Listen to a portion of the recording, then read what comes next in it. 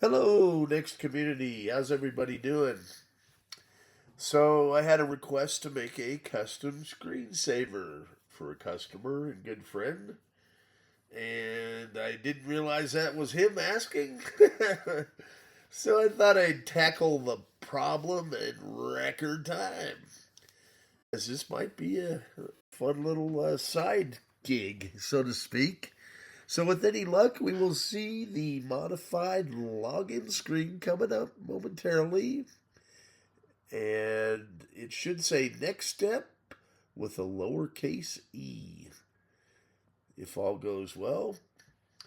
And it looks like I'm hoping that it's going to do the net info as well. It might stall here for a second, and I'll just keep talking as hopefully it'll make up its mind. A typical live demo, right? In fact, I probably don't need it to actually load the NetInfo server. So I'm just going to do a Control C, and that should let it continue to boot because all we need is a login screen. Boom. There you go, Tristin. Let me know what you think.